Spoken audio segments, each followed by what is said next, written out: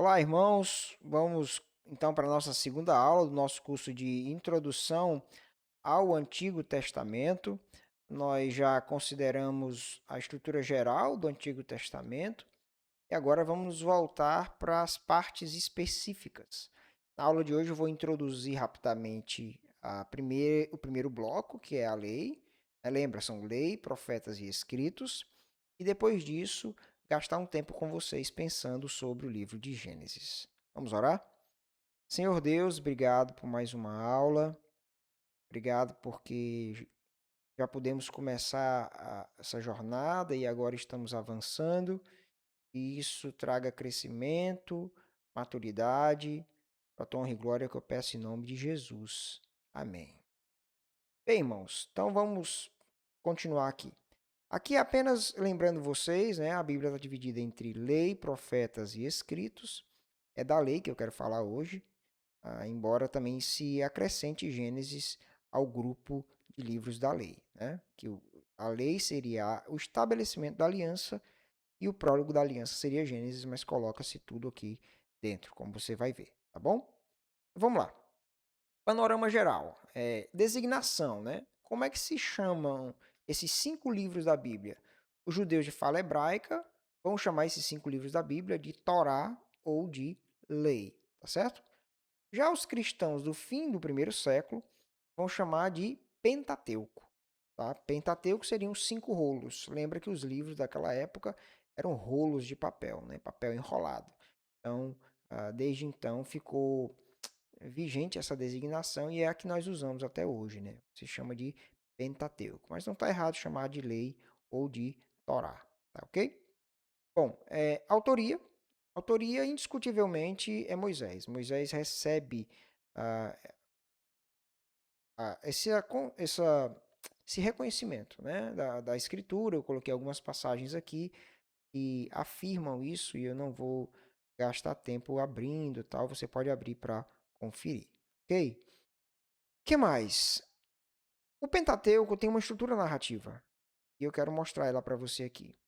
Você tem a história primitiva. O que é a história primitiva? É tudo o que aconteceu antes dos patriarcas, que são os grandes personagens do livro de Gênesis, ok? Depois você tem a própria história patriarcal. Depois a gente fala mais sobre essa coisa aqui do verso 27, tá bom? Daqui a pouquinho eu descrevo mais isso. Aí você tem o livro de Êxodo, e do início até o capítulo 12, verso 30, fala da escravidão no Egito. Tendo sido libertados da escravidão do Egito, eles vão caminhar rumo ao Monte Sinai, isso vai até o capítulo 18, verso 27. Chegando no Monte Sinai, então eles se acampam junto ao Monte Sinai. Então, todo esse trecho aí de Êxodo 19 até Números 10, o povo está parado junto ao Monte Sinai recebendo instruções da parte de Deus. Depois, então, eles vão peregrinar rumo às planícies de Moabe, até os limites ali, para a entrada na Terra Prometida.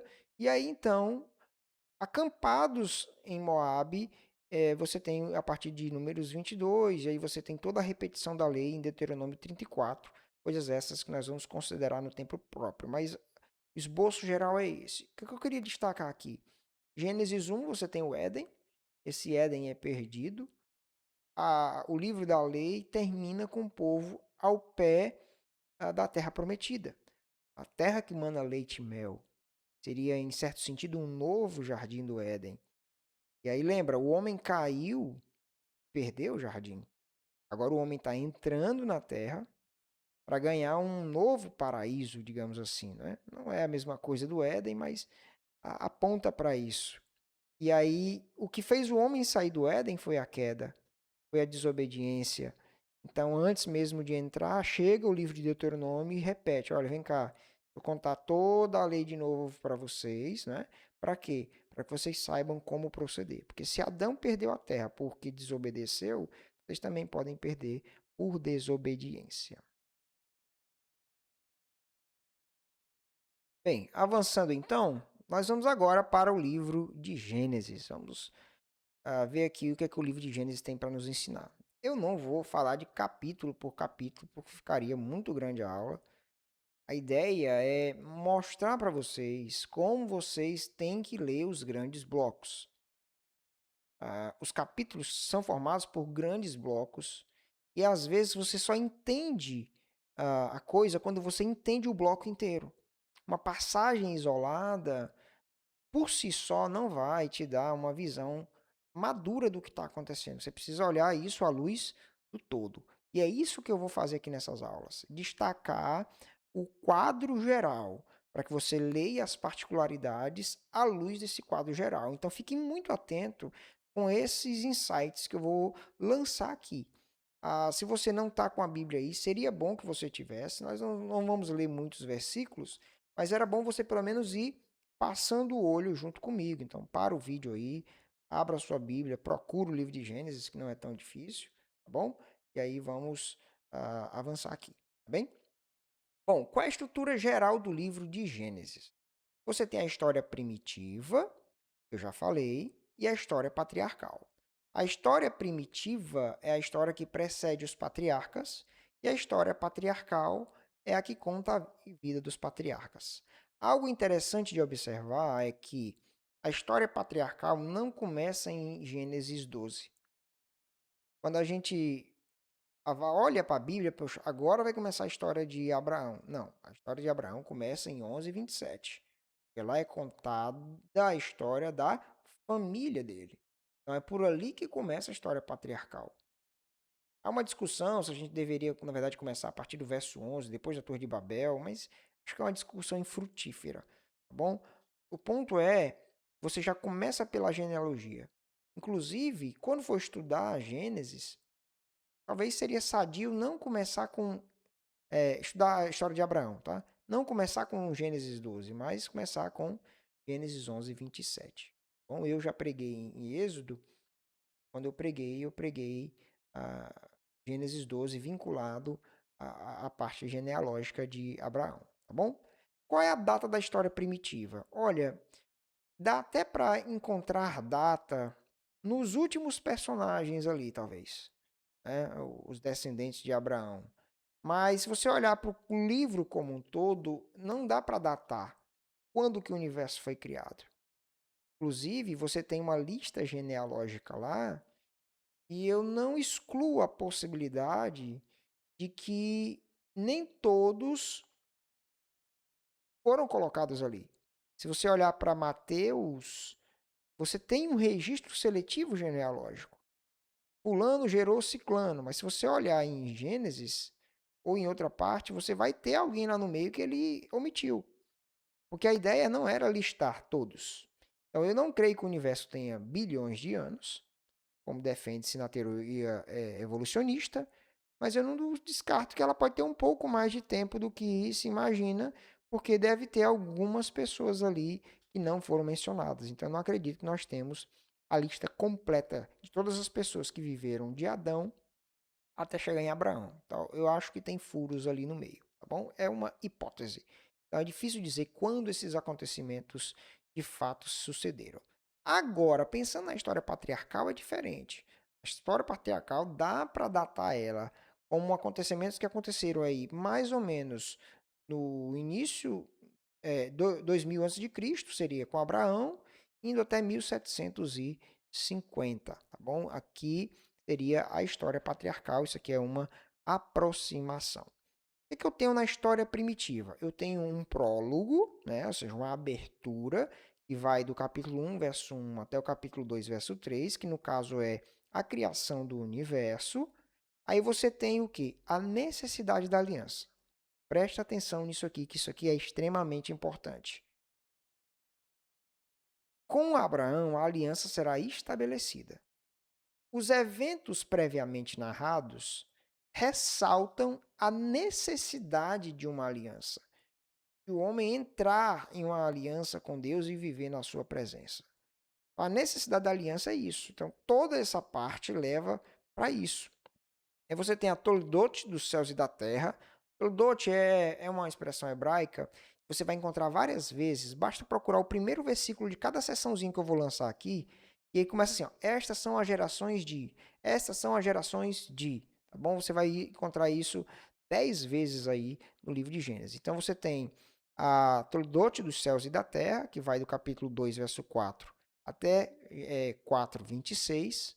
Aí você vai ter, então, as gerações de Adão, você vai ter as gerações de Noé, dos filhos de Noé e a de Sem, antecipando aqui já a chegada de Abraão, tá bom?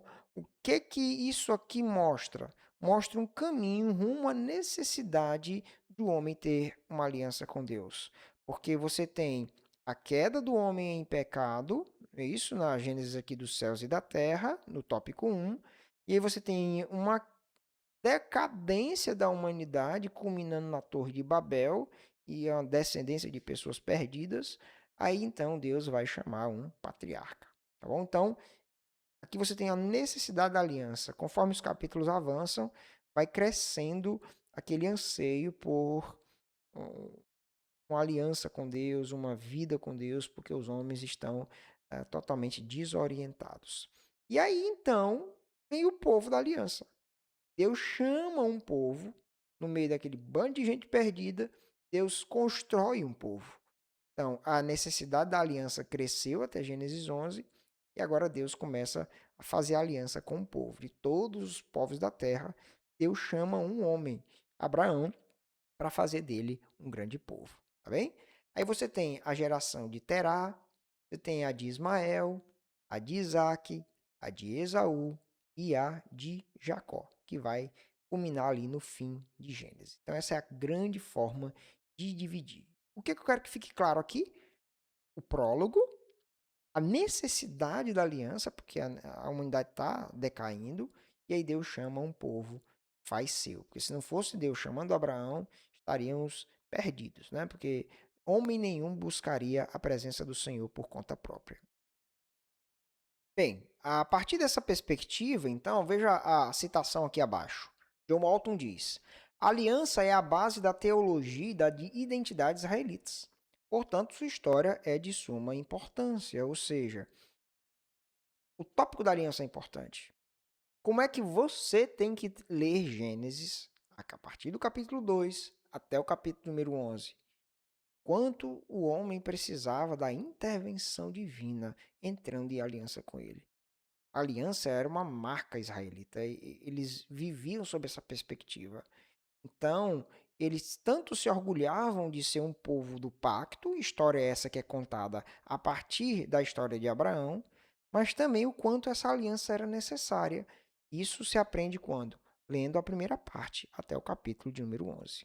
A aliança é necessária, Deus fez uma aliança conosco a partir de Abraão. Então, é uma leitura sadia de Gênesis é essa, tá bom? Você lê as partes pensando no todo. Bem, então vamos olhar rapidinho aqui para o prólogo, né? No prólogo você tem Gênesis 1, no princípio criou Deus os céus e a terra. Aí um ponto de tensão é colocado na narrativa, porque diz que a terra estava sem forma e vazia. E aí o que é Gênesis 1:3 até 2:3? É a solução. Porque a terra estava sem forma e vazia, conforme Gênesis 1:2. Então, nos 3 primeiros dias da criação, Deus vai dar forma para a terra. Deus diz que deveria haver luz. Deus, então, prepara a questão do mar e do céu, né, separando as águas. E Deus, então, cria a porção seca. A terra não tinha forma. Agora, a terra tem forma. Ela tem luz, ela tem água embaixo, tem água em cima, tem uma parte sem água e tem a terra, a porção seca. E agora, a terra que estava vazia vai ser preenchida. Então, se nos 3 primeiros dias Deus dá forma, nos outros dias Deus preenche. O céu é preenchido com luzeiros, sol e lua. Veja que já existia luz. Que agora Deus resolveu usar um meio natural para iluminar. Então, deu forma, iluminando, enche com os luzeiros. No dia 2, você tem o mar e o céu. No dia 3, você tem a criação de quê? Do peixe, que nadaria no mar, e das aves, que voariam pelo céu. Agora, o que estava vazio ficou cheio. Pensando na terra, você tem uma terra vazia que, no dia de número 6, está errado aqui, agora que eu vi, gente. Ó. Aqui é dia 4, aqui é dia 5 e aqui é dia 6. Depois eu vou arrumar lá os slides vocês baixam do jeito certo, tá bom? Que no caso Deus cria as criaturas da terra, tá? Então os animais terrestres e o ser humano. E a coroação disso é o descanso, no sétimo dia, onde Deus descansa de todas as suas obras. Então a terra que estava sem forma e vazia, agora foi preenchida. Essa é a narrativa do prólogo, mas o que, que eu tenho que olhar para isso? Eu tenho que ir além dos fatos. E é aqui onde entram dois pontos chaves que eu vou perseguir ao longo desse curso. São duas coisas que eu apresentei na primeira aula, que é o quê? A Bíblia tem uma estrutura temática, que é o reino de Deus, e um centro teológico, que é Jesus. Eu vou me esforçar para mostrar para vocês sempre a estrutura temática e Jesus como centro em cada bloco dos livros da Escritura que eu vou mostrar para você, tá bom? Então, pensando na estrutura temática do reino de Deus, Deus é o rei criador. É ele que criou o reino, é ele que criou o universo. E aí, então, ele cria como? Pela sua palavra. E disse Deus. O homem, o que é o homem? É um vice-regente. É um governador do universo, submisso ao grande rei soberano, criador de todas as coisas, que é o Senhor. Assim como um fazendeiro, dono da fazenda, coloca uma pessoa para gerenciar a sua fazenda, o homem é mais ou menos isso, usando uma linguagem bem simples para ilustrar. Tá bom? Então, o reino terreno foi criado. Deus disse para o homem dominar e sujeitar, ou seja, você vai governar a terra. E o que é o sábado, né? Que é ali a coroação do sétimo dia? É a celebração da criação. É a contemplação do reino maravilhoso que o nosso Deus criou. Então o reino estava presente. E ali aquele reino seria um local de quê? De comunhão com Deus. Então essa é a ideia do reino. Então veja, é mais do que olhar para os 7 dias, é olhar para o que está acontecendo ali. Deus é o grande rei que criou um reino maravilhoso para ter comunhão com as suas criaturas e se deleitar nelas. Onde eu acho Cristo nessa passagem? Alguns tópicos podem ser destacados aqui, eu poderia tirar até mais. Cristo também é criador. Lembra de Gênesis de João 1:1? O princípio era o verbo estava com Deus e o verbo era Deus. Nada do que foi feito sem Jesus. Então, quando eu falo de Gênesis 1, eu tenho que dizer que Jesus estava presente. Ele era o Verbo, disse Deus. Tá bem? Jesus Cristo é o regente do universo. Ele é o grande governador. Ele diz que toda autoridade foi dada a ele. E aí ele então comissiona os seus discípulos para conquistar o universo agora pela pregação da palavra. E aí você pode olhar, por exemplo, Hebreus também, o governo é entregue para Cristo Jesus. E pensando no Shabat, que é o dia de descanso, Cristo é o verdadeiro repouso. Ele que diz, olha, vós que estáis cansados e sobrecarregados, não é isso? Eu vou aliviar vocês. Porque o sábado era o dia de repousar, dia de descansar, e Hebreus 4 vai falar do sábado. Fala que Josué entrou na terra prometida com o povo, mas não deu descanso verdadeiro, porque Jesus é o nosso verdadeiro descanso. Então, você transita do sábado e chega lá. Inclusive, se você quiser aprofundar nisso, se você não viu, tem um sermão meu ah, no quarto mandamento, a nossa série de Êxodo, vê se eu coloco aqui na descrição do vídeo, aí aqui no Cristo Rei, aonde eu mostro como eu encontro Cristo no episódio do sábado, tá certo? Do, do mandamento do sétimo dia, que é também a alusão à criação. Então, lá de maneira mais profunda, eu mostro, acho que com 4 formas de encontrar Jesus nesse repouso sabático, tá ok? Progredindo então, o que nós temos aqui? Ó? Depois do prólogo da aliança, nós temos a necessidade da aliança. Por que a aliança com Abraão era necessária, né? Bom, Gênesis 2 nós temos uma condição ideal, tudo perfeito, homem e mulher estavam nus e não tinham vergonha um do outro. Gênesis 3 então mostra que o homem cai em pecado. E o que nós temos a partir de Gênesis 4? Decadência. De Gênesis 4 até Gênesis 11 é só ladeira abaixo. Ladeira abaixo. Qual é o fluxo da narrativa? Deus então mostra um reino em ordem, Gênesis 2, homem e mulher, né? Detalha a criação do homem e da mulher, tudo lindo, tudo perfeito. Gênesis 3 mostra que o pacto foi quebrado. E aí então um redentor é prometido, inclusive, né? Então nós precisamos de aliança, nós precisamos de um Salvador.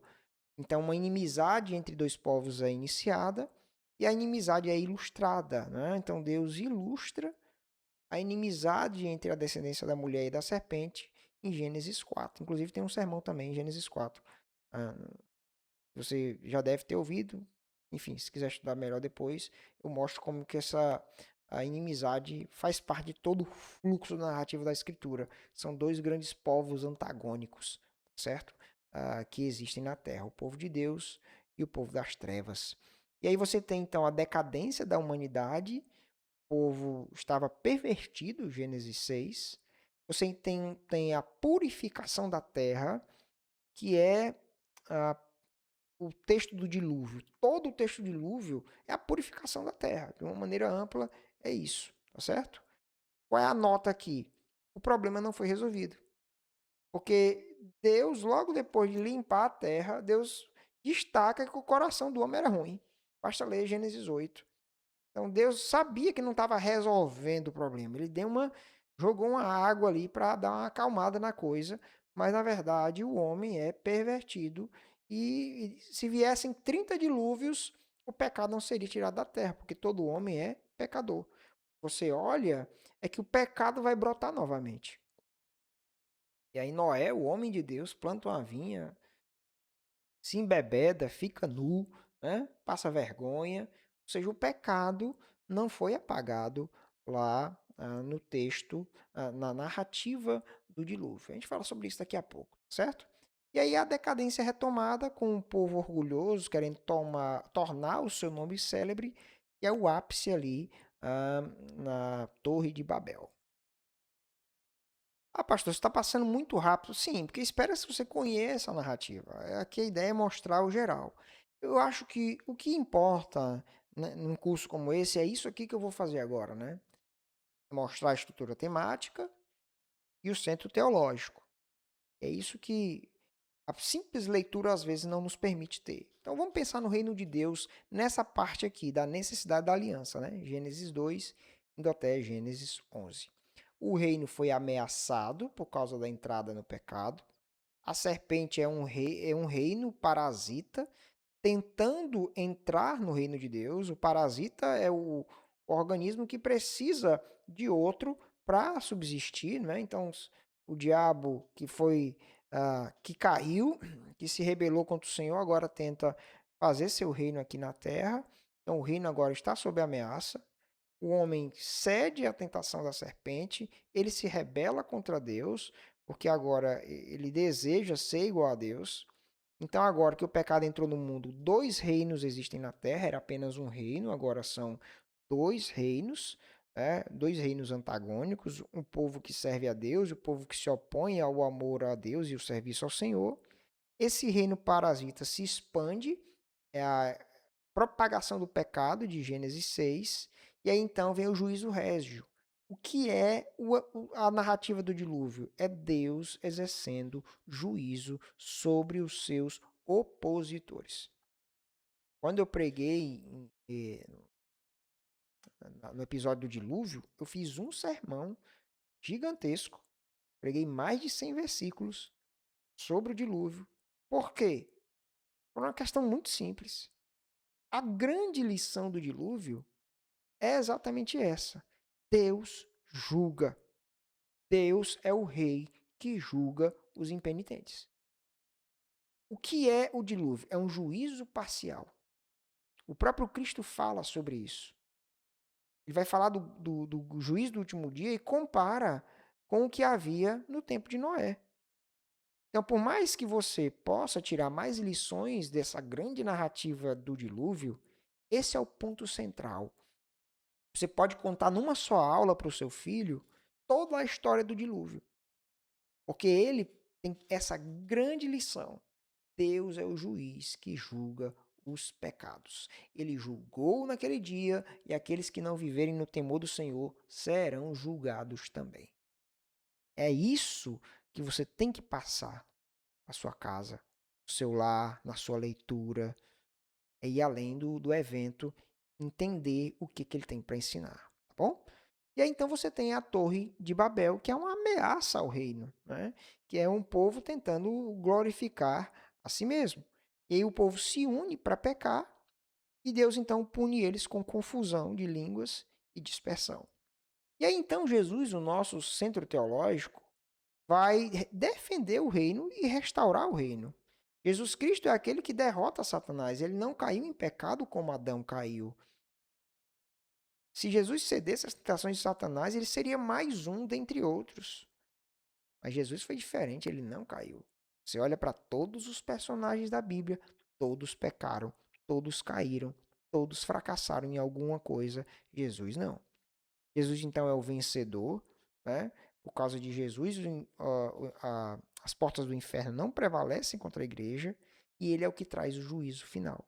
Depois leia essas passagens. Ele é o grande juiz. Lembra aqui do dilúvio? Né? Você for ensinar sobre o dilúvio para o seu filho, pegue Mateus 3, 11 e 12 e 24 e 27, que é mais direto ainda, tá bom? E ensine sobre juízo. Essa é a grande lição do dilúvio, tá bom? O que mais? Jesus Cristo é quem propõe uma reversão, propõe não, que traz uma reversão de Babel, né? Porque em Cristo, novamente, você tem lá no Pentecostes, os discípulos de Jesus unidos agora no propósito de glorificar a Deus e todo mundo se compreendia. Cada um ouvia a mensagem de glorificação a Deus na sua própria língua materna. Então o homem se glorificava, Cristo Jesus, então, une as pessoas para glorificar o nome de Deus. E agora nós entramos na segunda parte, porque nós já vimos o prólogo, que é a parte inicial.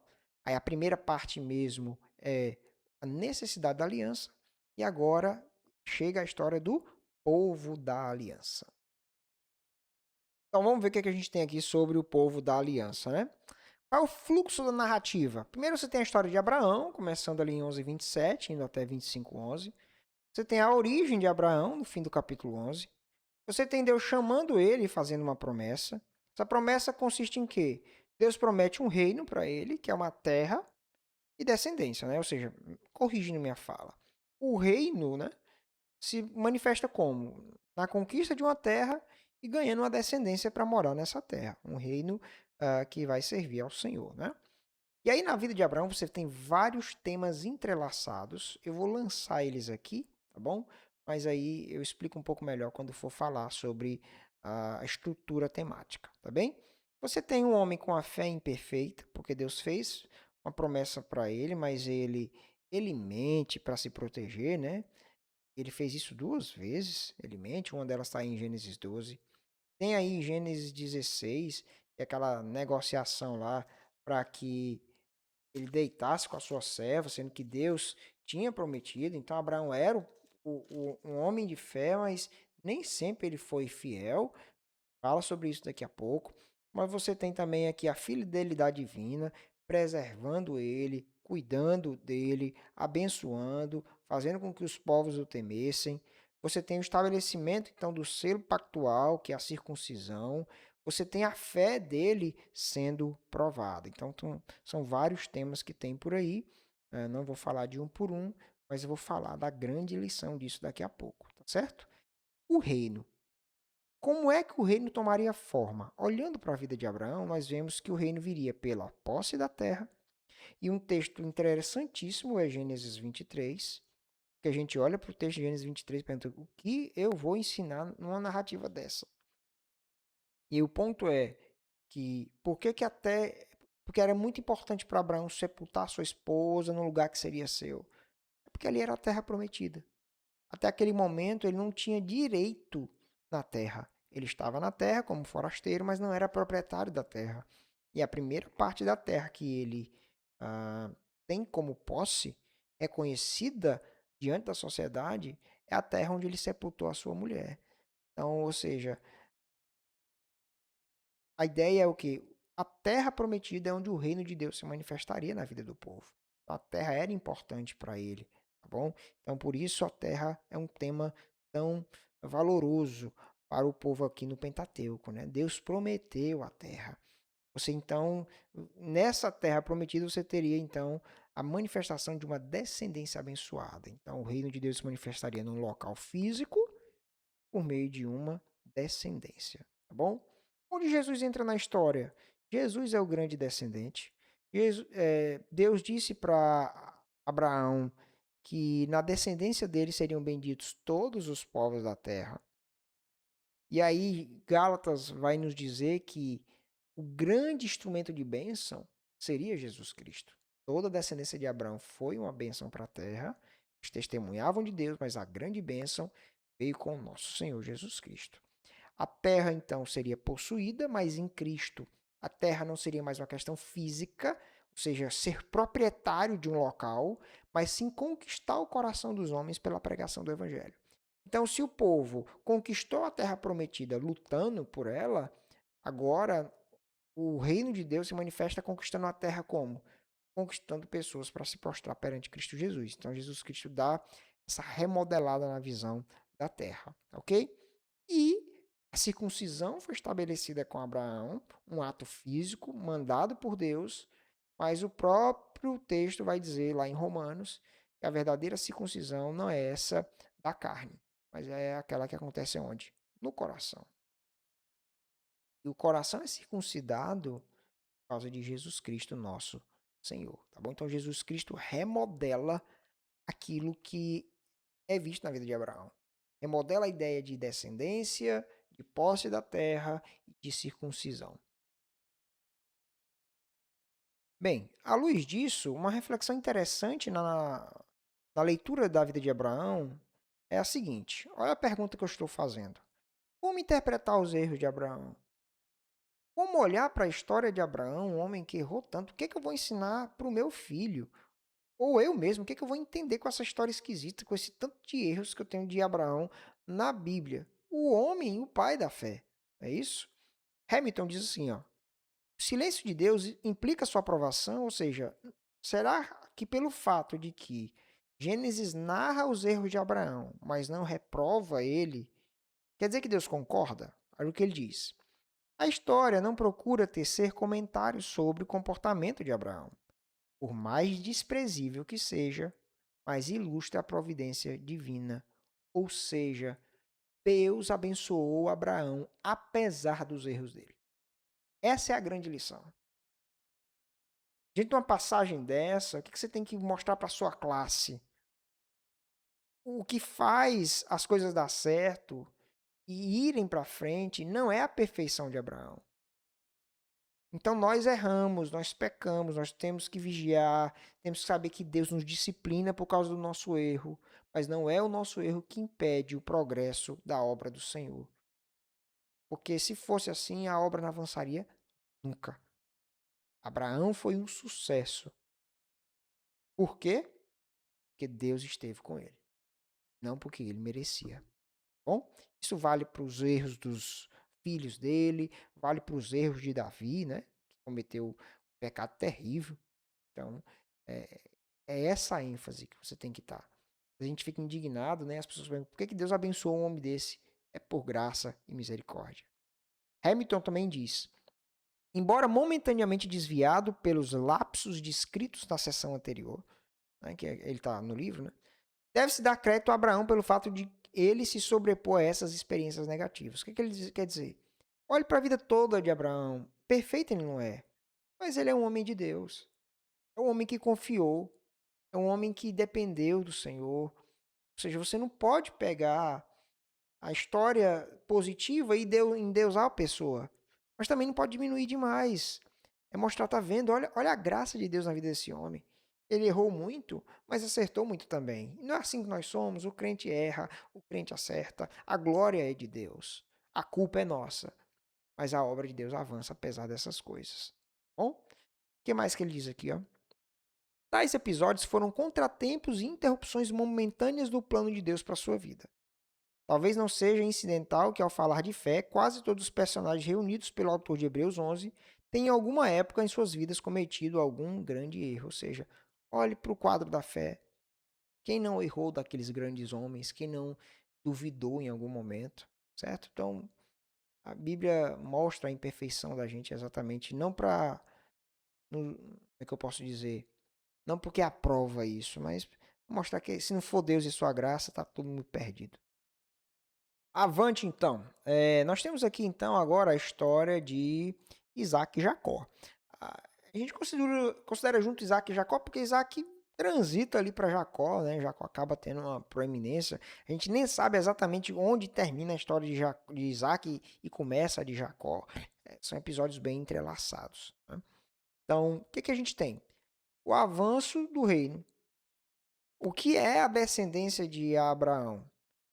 É o avanço do reino. Deus cumpriu a sua promessa. Então, Deus deu o filho, mas eles ainda não eram uma multidão. Mas o reino está avançando, tá certo?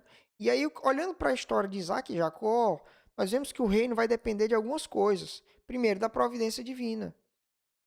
Isaac só teve filho porque Deus deu, e isso veio depois de quê? De ele ter orado. Ou seja, ou Deus abençoa, ou não vai ter para frente. Só teve Isaac por milagre divino. Isaac só teve filhos por milagre divino, porque ele orou. Então, o reino só vai dar certo, só avança porque Deus é providente.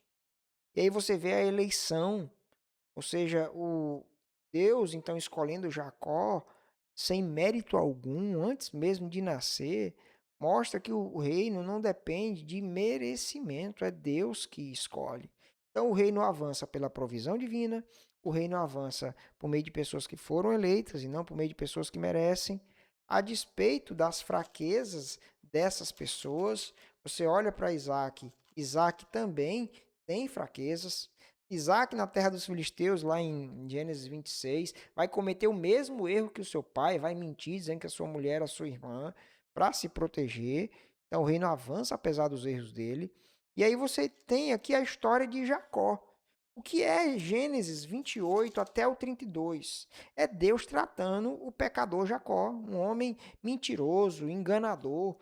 Deus humilha ele, manda ele para outra terra, dá para ele um sogro ladrão como ele é, ladrão não, né? Mas enrolador como ele é enrolador, e o cara fez um mal danado para ele, ele envelhece, Deus trata ele que era um homem que se sentia ah, na necessidade de resolver tudo, ele que diz qual ia ser o dote da mulher dele, aí leva uma trapaceada, o sogro dele enrola ele em relação ao salário dele, então assim, tudo ele queria resolver sozinho, aí ele faz simpatia.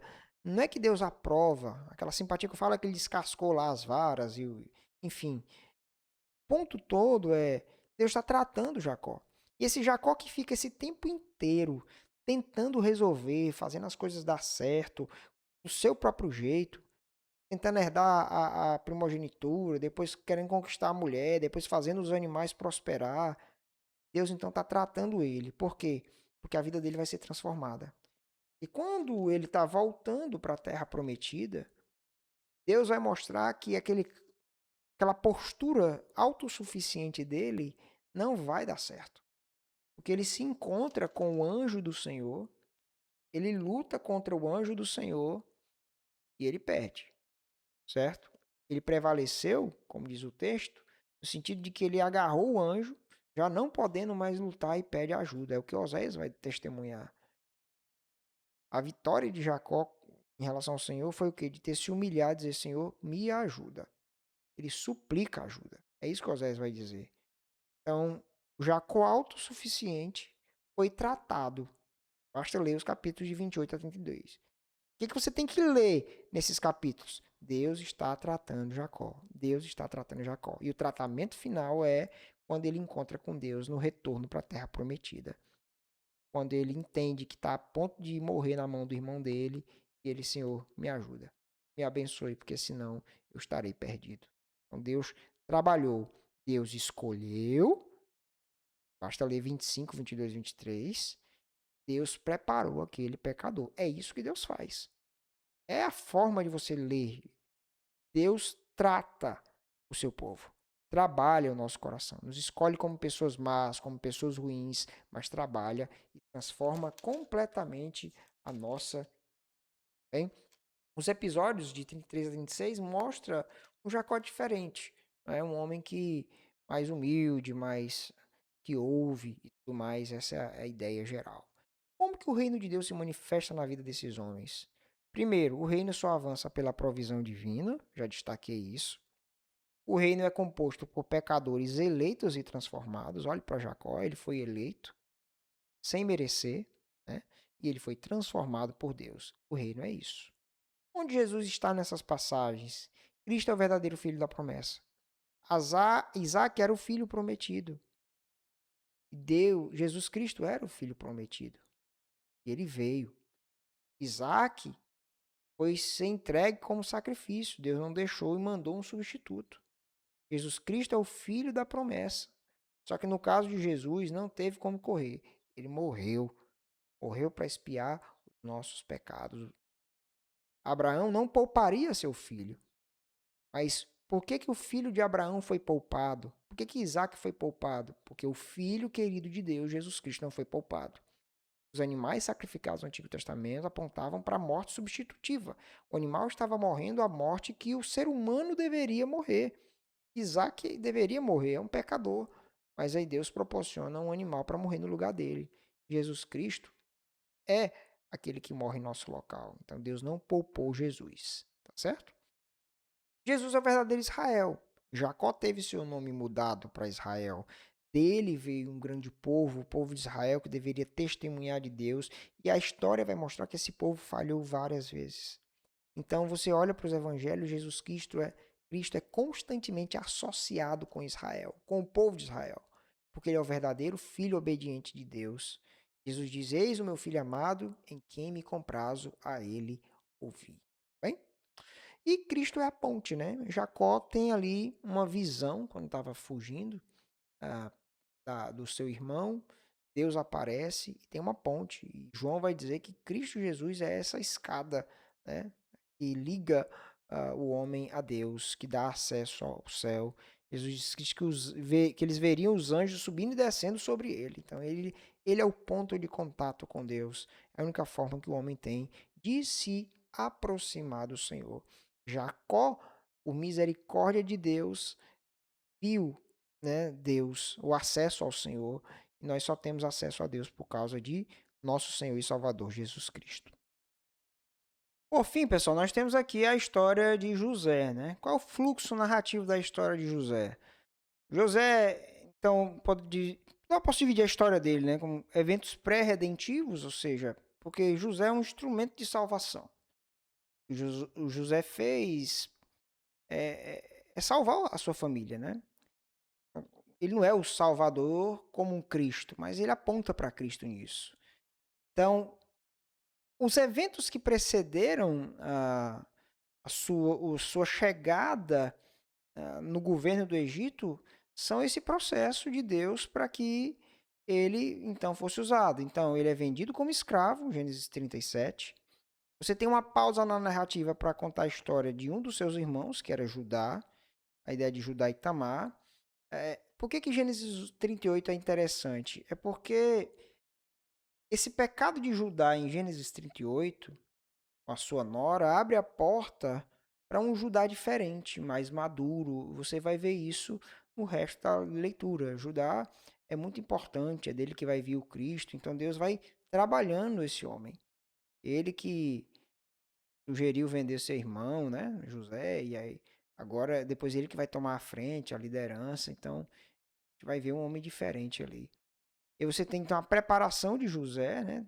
Ele passa então pela casa de Potifar, é injustiçado, vai para a prisão, interpreta então, os sonhos lá dos servos de Faraó e depois interpreta o próprio sonho de Faraó.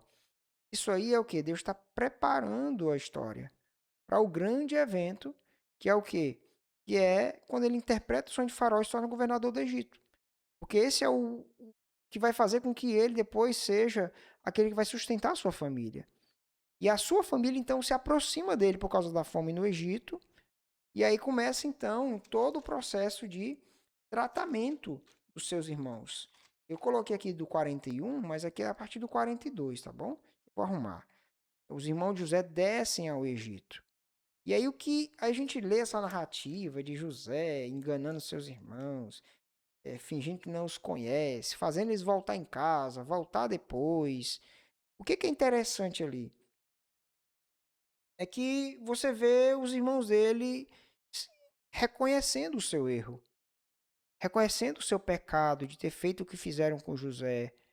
Você vai ter Judá, por exemplo, assumindo a liderança, assumindo a responsabilidade para poder levar Benjamim. Então, mais que José usou aquelas mentiras, Deus usou isso para trabalhar e fazer dos seus irmãos pessoas melhores.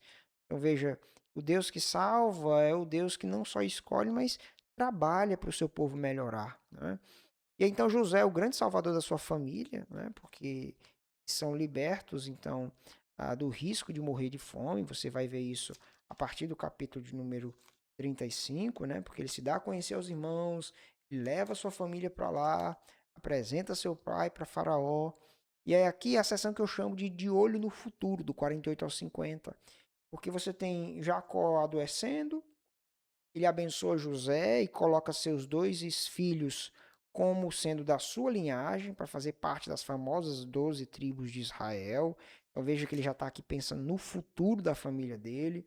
Gênesis 49, Jacó, então, abençoa a sua família, então já pensando também no futuro. José, lá no capítulo 50, morre pensando no futuro. Ele vai dizer que um dia Deus visitaria o povo, e aí eles voltariam para a terra prometida, e José, mesmo tendo vivido bem lá no Egito como governador, ele está pensando em casa e diz, olha, vocês vão levar meus ossos no dia que vocês voltarem. Então veja, o olho está tudo no futuro, né? Gênesis 48, 49 e 50. Então quando ler esses três capítulos, pense nisso. De olho no futuro, certo? O reino de Deus se manifesta aqui como? Deus é o preservador do reino. Os irmãos de José ficaram com medo dele se vingar, mas ele entendeu. Vocês intentaram mal contra mim, mas Deus transformou o mal em bem. Ou seja, José olhou para aquilo tudo e falou: olha, isso de ruim que eu passei foi o meio que Deus escolheu para cuidar de nós e nos preservar. Então, ele não ficou magoado, né? Jesus pode ser visto na vida de José como José era um filho amado, Jesus é o filho amado de Deus. José foi injustiçado, Jesus também foi injustiçado. Jesus foi vendido, né?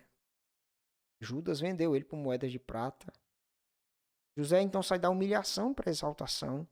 E nesse estado de exaltação, José, como governador, foi um instrumento de redenção, salvou o seu povo da fome. E o Cristo Jesus, exaltado depois de ser crucificado, ele promete que voltaria para buscar a sua igreja, vai preparar o lugar para a gente. Então, Jesus Cristo que foi humilhado é exaltado e proporciona então a salvação da qual nós tanto precisamos, tá bem? Aqui eu quero fechar então a nossa aula com essas considerações de Hamilton, tá? O papel desempenhado pelos patriarcas na história da redenção recebe maior destaque em Gênesis por meio de uma contínua ênfase na promessa divina, ou seja, eles estavam de olho na promessa. Tudo começa com Abraão, Isaac e Jacó, mas nada termina neles, ou seja, você termina Gênesis, você não vê a promessa da terra sendo cumprida. Eles não estão na terra. Você não vê eles como a areia do mar. Eles são um pequeno grupo de pessoas. Não são tantos assim, tá certo? Então o foco daqui é tem coisa para frente. Daí Gênesis 48, 49 e 50, um olhar para o futuro. E aí você lê, por exemplo, Hebreus 11, fala que eles morreram sem ver a concretização da promessa. Então, é o antegosto, tá? O que se vê na vida dos patriarcas é o antegosto do que Deus promete, só vai se cumprir na igreja e de maneira plena só quando Jesus Cristo voltar e nos der novos céus e nova terra, onde haverá uma multidão de pessoas redimidas glorificando a Deus. Tá bom? A gente para por aqui para a nossa aula e aí depois nós vamos retornar na aula seguinte para considerar mais livros da Bíblia. Tá bom? Vamos orar. Senhor, obrigado por essa instrução. Pedimos ao Senhor que abençoe cada coisa que nós ouvimos e nos faça assim mais sábios, mais maduros, a fim de honrar ao Senhor, glorificar teu nome. É o que pedimos humildemente em nome de Jesus. Amém. Irmãos, finda aqui nossa aula. Assista a aula, depois assista a leitura e declare isso lá, porque eu acompanho, tá? Quem está declarando que assistiu, quem declarou que leu. E assim, espero que você, a partir de hoje, leia a Gênesis de maneira diferente, tá bom? Mais amadurecida. Que Deus te abençoe.